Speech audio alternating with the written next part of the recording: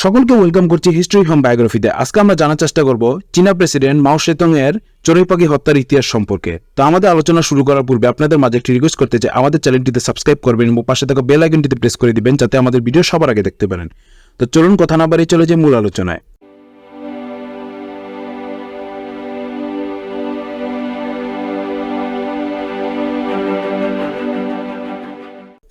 সময়টা ছিল 1949 সাল, আর তখনকার সময় থেকেই চীনে কমিউনিস্ট পার্টি ক্ষমতায় আসে। আর তখন থেকে টানা দীর্ঘকাল যাবৎ এই কমিউনিস্ট পার্টি শাসন করে যাচ্ছে। আর তখন ক্ষমতায় আসলেন মাও সেতুং, আর তিনি এসে ঘোষণা দিলেন চীনের সকল নাগরিকের খাদ্য নিশ্চিত করা আর দেশের খাদ্যকে রক্ষা করার জন্য যা যা পদক্ষেপ নেওয়া দরকার সব নেওয়া হবে। আর তিনি আরও বলেন দেশের ফসল রক্ষার্থের জন্য সব ধরনের পদক্ষেপ নেওয়া হবে।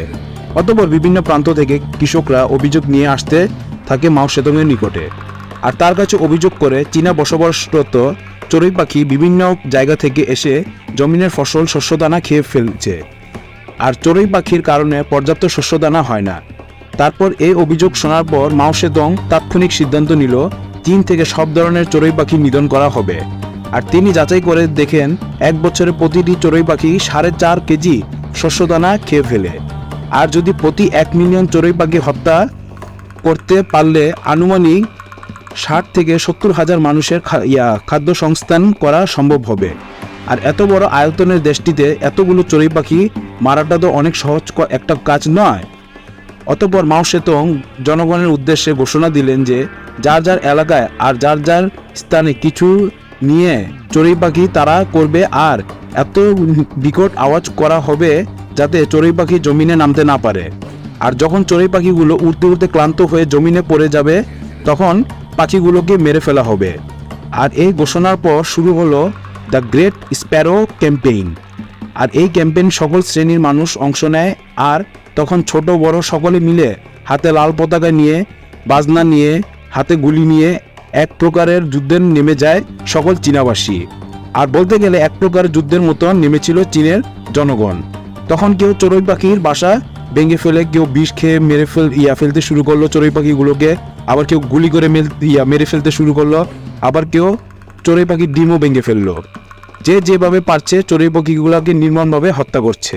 আর 1958 সালে চীনের জনসংখ্যা ছিল প্রায় 65,99,43,000। আর প্রত্যেককে যদি একটি করে চড়ুই পাখি হত্যা করে তাহলে প্রায় 660 মিলিয়ন চড়ুই পাখি হত্যা করা সম্ভব।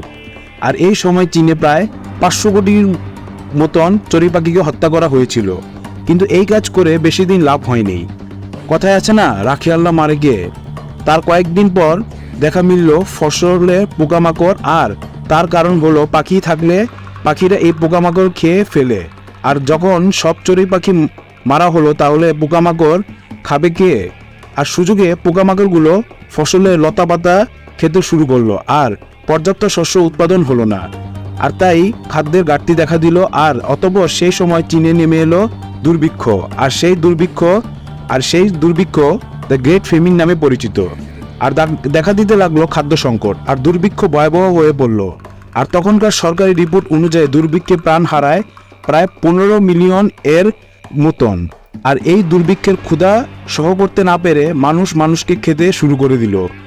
বাবা মারা তার সন্তানকে খেতে শুরু করলো, আর সন্তানরা তার বাবা মাকেও খেতে শুরু করলো। আর আমরা যাই ভাবি না কেন, প্রকৃতি রক্ষার্থের জন্য পশু পাখি আমাদের কাছে অনেক প্রয়োজনীয়। আর এই পশু পাখি বেঁচে আছে বলেই আমাদের প্রকৃতিও বেঁচে আছে। আর এই সকল পশু পাখি ও জীবজন্তুদের জীবিত রাখার দায়িত্ব আমাদের উপরেই। তো ভিউয়ার্স, আমার ভিডিওটি কেমন লেগেছে তা অবশ্যই কমেন্ট করবেন এবং লাইক করবেন, এবং আমাদের চ্যানেলটিতে সাবস্ক্রাইব করবেন, পাশে থাকা বেল আইকনটিতে প্রেস করে দিবেন যাতে আমাদের ভিডিও সবার আগে দেখতে পারেন। তো আজকের মতন বিদায় নিচ্ছি, খোদা হাফেজ।